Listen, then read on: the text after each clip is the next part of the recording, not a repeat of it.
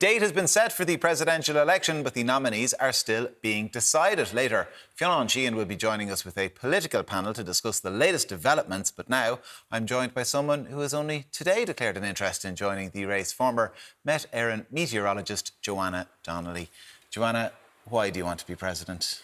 Well, I've been considering it over the last few months. People have been suggesting, crazily enough. But what I've been considering is what I wanted to do with my future. So my future plans is to try to include what I've been doing to date, which is being a strong advocate for the STEM subjects, science, technology, engineering and maths in schools and colleges, and a strong and trustworthy voice on the climate justice situation. So that's what I want to do with the rest of my life.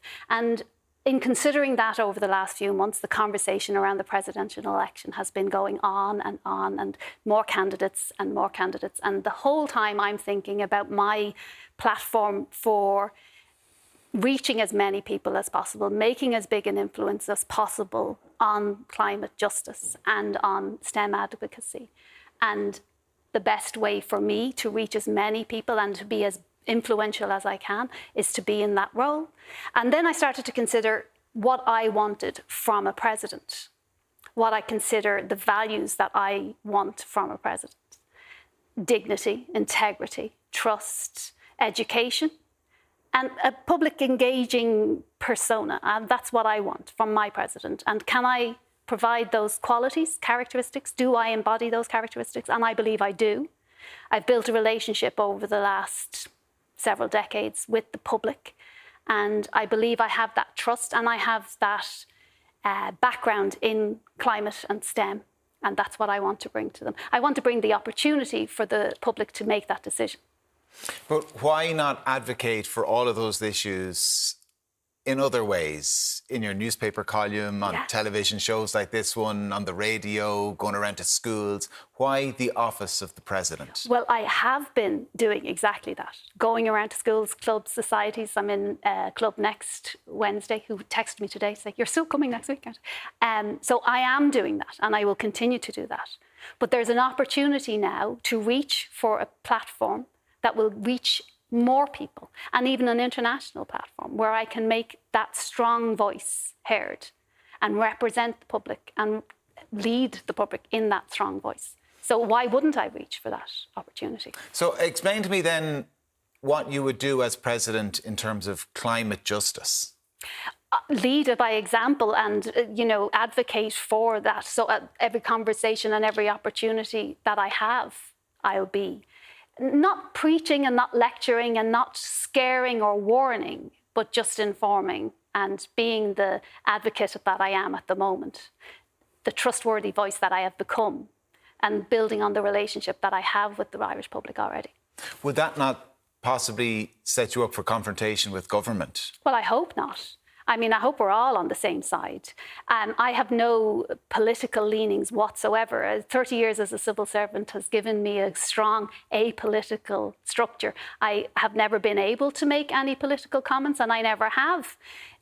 So I am completely apolitical. I don't want a politician in the Áras. In fact, I think if you have strong political leanings, you should be a politician, and that's the work that you should be doing. So I have absolutely no political left, right, centre. But there's a diverse range of views within Dáil Éireann as to how Ireland should play its part in tackling climate change. Yeah. And there would be a view among some that we can make no difference, given the size and scale of this country. If those people ended up in government, how would you, as president, then continue to advocate for change if government policy is essentially, don't mind little old Ireland, we can't do anything? Well, I understand that entirely, what you're saying, because there are political activists that are climate deniers. I don't think that we have any of those in Ireland, at least. But they're not climate deniers. Yeah. They question the impact that Ireland can have, given its scale. Every individual can have an impact. No, I understand that that's your point of view. Yeah. My question is, how will you avoid a constitutional crisis if you have a party in government who say, you know what, we can't hit these climate targets. It's utterly unrealistic. We're going to blow past them. We've blown past all of them, and we're wasting time and money and energy in this country chasing something that can't be caught. And ultimately, it won't make a blind bit of difference to global temperatures. So let's just ignore them. OK, I don't think that's a realistic possible outcome for a start. I don't think we're ever going to be in a position where everybody is just going to throw up their hands and say, we can't do anything. And as a president, it's, as I say, you're... the climate policies of the current government are certainly less green than the climate policies of the previous government. Yeah. And that's probably because the Green Party are no longer members of government. So there's a tangible example of climate policy changing only in the last few months in this country. And again, I mean, it sounds like you're wading into government territory here by talking about advocating for climate policies. Yeah. I'm not advocating for climate policies. I'm advocating for climate justice and leading by the example of my behaviour and the messaging coming from my experience as a meteorologist and my interest in the climate conversation.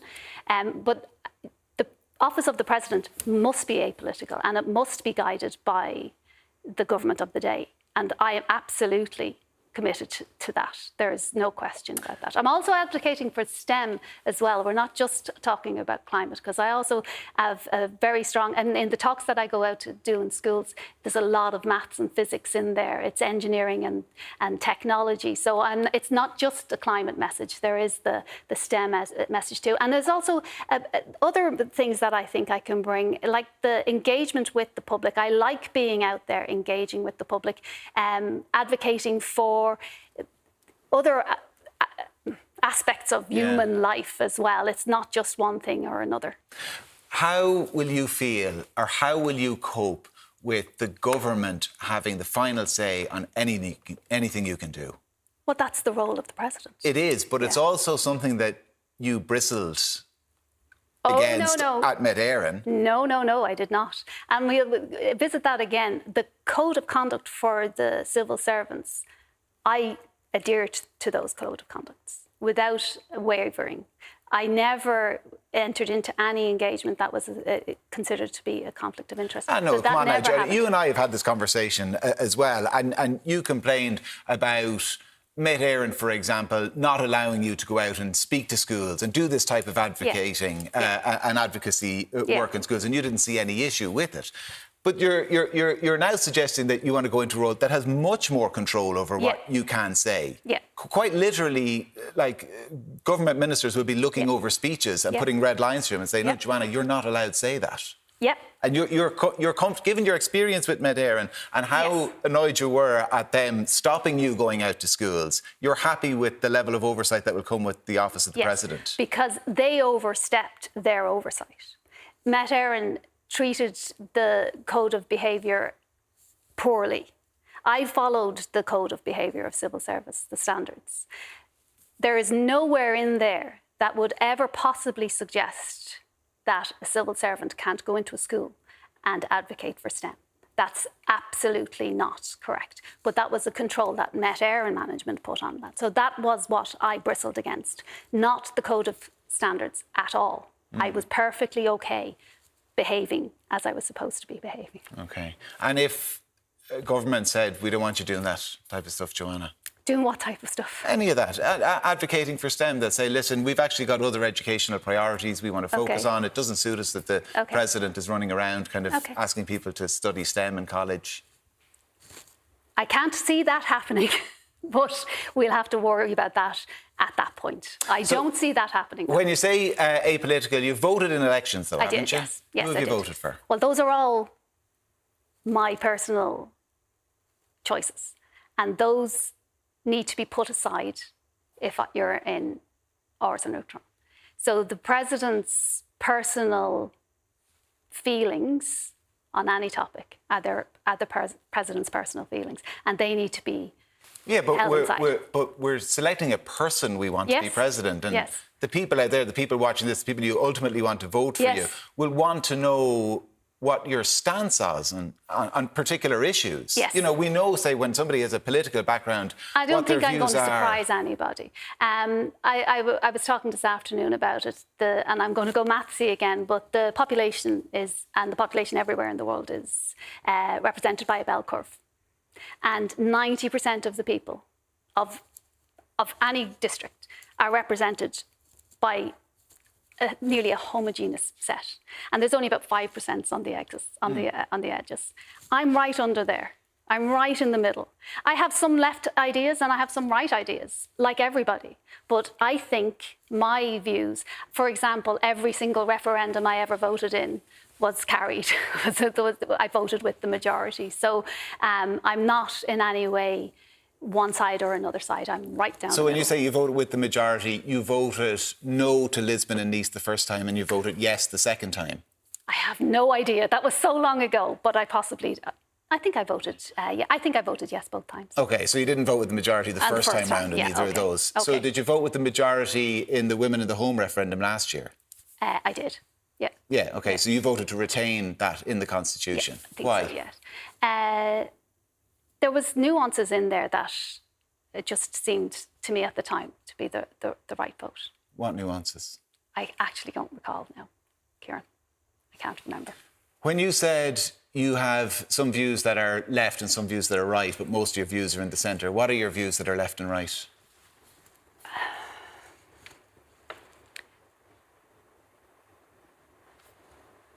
I believe that everybody should have the right to love and marry whoever they want. Is that a left-leaning view? It's probably a centrist view at this centrist stage. View at this stage. Well, you see, then now I probably don't have any left or any right-leaning views. I'm probably all the way down the centre. What was your initial reaction when people suggested to you that you should run for president? The first time? Yeah. The very first time I laughed. I thought they were joking. And the second time I laughed and I said, that's funny, somebody else said that to me. And each time somebody said it to me, I was bewildered as to what they saw in me that made them think that. And it's only been since I started to consider what I wanted to do with my future and the possibilities of being able to do that from the highest platform and making the most impact that I started to think, well, maybe I can. And when I started to look at the candidates that were available to us, and when I started to consider what I wanted from the president and whether I could meet what I wanted from the characteristics of a president, that I started to take it seriously. And when I went to my friends and they didn't laugh uproariously in my face. Have you sought the advice of anybody about running for president? No, only my friends. Any politicians amongst them? No. So you haven't sought the advice even of anybody who's run before or has run a campaign before? No, I was advised to consult with people that had run before, but I haven't done so yet. I haven't done so because I thought I'd get this step first.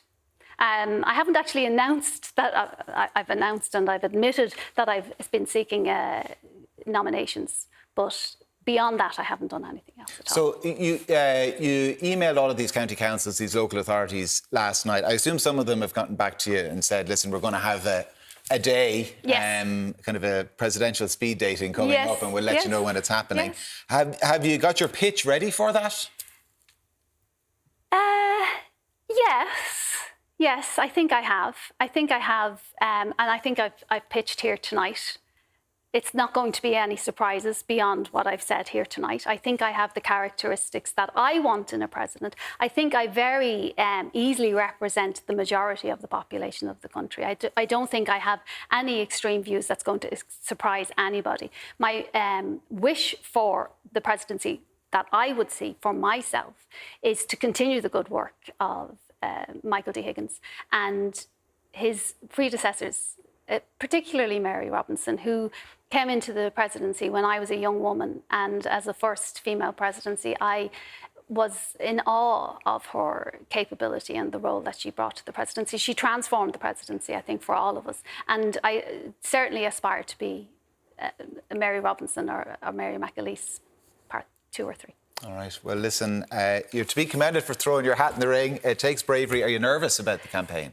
No, because I haven't thought about the campaign. I've only thought about this little part of it. I think I can do the job of the presidency. Whether I can do the job of the campaign is a different story. I say this with all due respect, I know, right? Oh God. Should you have thought about the campaign before sending that email to all those county councils? The Does that campaign not itself. betray a bit of naivety? Yeah, it does. Yeah, it does, because I'm quite pragmatic. I take each step as it comes, and I'm quite smart.